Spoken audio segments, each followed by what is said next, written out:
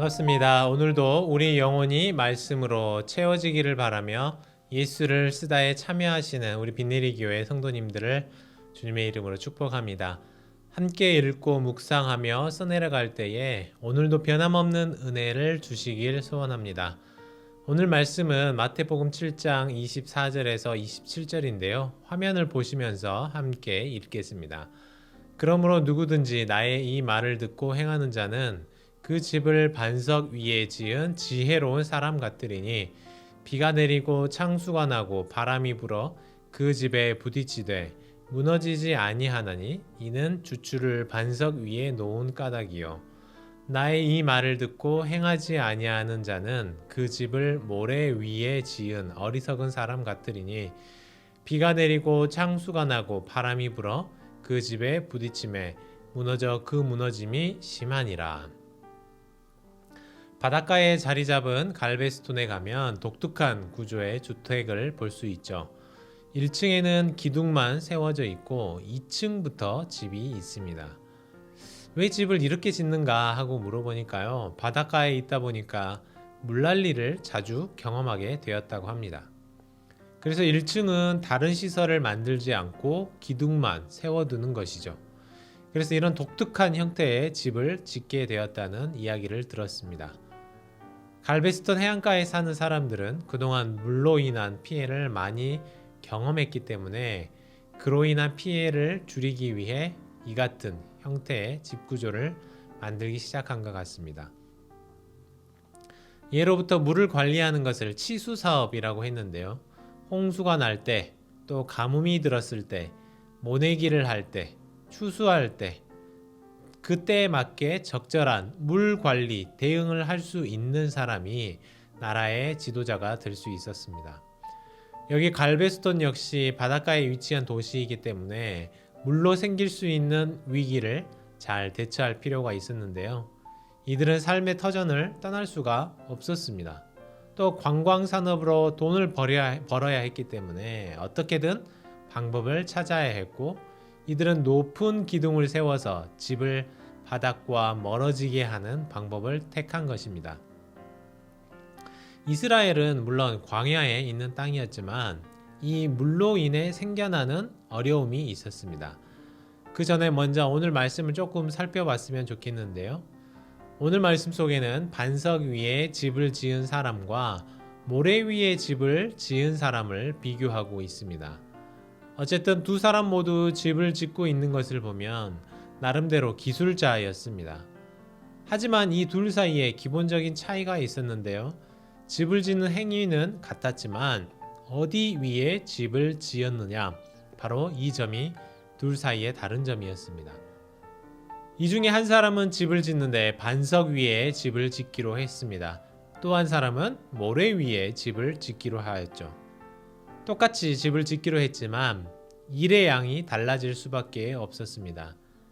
단단한 반석 위에 집을 지으려면 바위를 뚫거나 부셔서 치워야 했습니다. 돈도 좀 더 들었을 것이고 고생도 많이 했겠죠. 반대로 모래 위에 집을 짓게 된 사람은 어땠을까요? 아무래도 두꺼운 기둥도 박지 않아도 되니까 공사 비용도 줄이고 조금 더 편했을 것 같습니다. 또 바닥도 굉장히 더 평평하고 고르게 할 수 있었을 것 같고요. 그런데 성경은 둘 사이에 다른 점이 또 하나 있었다고 하는데요. 바로 홍수가 나면 상황이 달라지는 것이었습니다. 결과가 다르다는 것인데요. 반석 위에 집을 지은 사람은 창수가 나고 바람이 불어도 집이 반석 위에 견고하게 지어져 있기 때문에 무너지지 않았습니다. 그러나 모래 위에 편하게 지은 사람은 그 모래와 함께 집이 무너지고 만 것인데요. 이 말씀은 사실 우리가 알고 있는 일반적인 홍수 이야기는 아닙니다. 이스라엘이 있는 중동 지역의 독특한 지리적 배경을 가지고 있는 말씀입니다. 여기서 사람들이 집을 짓는 자리는 소위 말하는 이 와디라는 곳을 말하는 건데요. 일반적인 지역은 아니고요. 평소에는 메마른 지역입니다. 그러다가 동네 사람이 아니면 이 땅이 어떤 땅인지를 쉽게 알아보기가 힘들어요. 그런데 그 와디에는 모래로 이루어진 평평한 곳이 있습니다. 사람들이 볼 때에는 이곳이 어떤 곳인지를 모르기 때문에 그 모래 위에 집을 편하게 짓게 되죠. 그런데 일반적으로는 이스라엘 지역에 비가 잘 내리지 않지만 건기가 끝나고 우기가 되면 그 짧은 시기에 갑자기 비가 많은 양이 쏟아질 때가 있습니다. 그때는 이 땅에는 물이 흡수가 잘 안 되고 순식간에 흘려내려가면서 물이 급물살을 이루게 된다고 하죠. 그러다 이 와디 지역에서 엄청난 양이 되어서 주변에 있는 것을 다 쓸고 가버리는 것입니다. 요즘에도 간혹 이 지역에서 이걸 잘 모르고 텐트를 치고 캠핑을 즐기던 사람들이 갑작스런 급물살에 사고를 자주 당하는 곳이라고도 하죠. 그래서 이런 지리적 특성을 알고 들은 사람은 그런 곳에 절대로 집을 짓지 않습니다.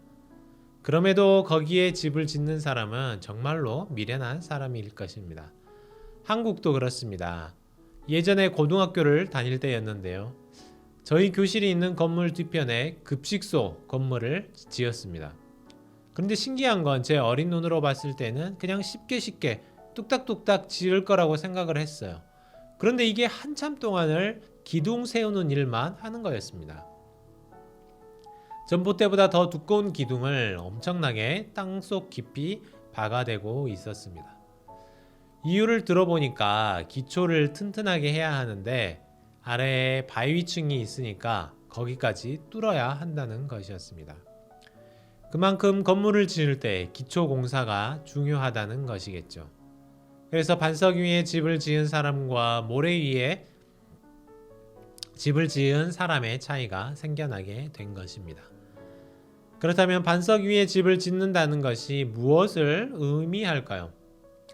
24절에 보니까요. 그러므로 누구든지 나의 이 말을 듣고 행하는 자는 그 집을 반석 위에 집을 지은 지혜로운 사람 같으리니. 네, 맞습니다. 반석 위에 집을 짓는다는 것은 곧 말씀을 듣고 행하는 사람을 뜻하는 것입니다. 반대로 하나님의 말씀을 듣기만 하고 행하지 않는 사람은 모래 위에 집을 지은 사람과 같다라고 말씀하죠. 물론 이 말씀을 듣고 우리 모두가 집을 잘 짓는 빌더가 되자 이런 것은 아닙니다. 또 내 손으로 집을 지으라는 것도 아니죠. 이 말씀 속에 담긴 영적인 의미가 무엇인지 한번 고민해 보면 좋을 것 같습니다. 우리 집은 무엇을 기초로 세워졌을까요? 어디 위에 세워진 집일까요? 우리 가정이 가장 추구하는 것은 무엇이고 무엇을 쫓는 가정일까요? 하나님의 말씀을 주일날 교회에 와서 듣기는 하지만 실천하지 않는다면 또 순종하지 않는다면 그것은 반석 위에 세워진 가정은 아닐 것입니다. 오늘 우리가 우리 가정의 기초를 확인하는 그런 시간이 되셨으면 좋겠습니다. 우리 가정에서 가장 중요하게 생각하는 것은 무엇인지 또 추구하는 것은 무엇인지 따져보며 함께 기도하시기를 바랍니다.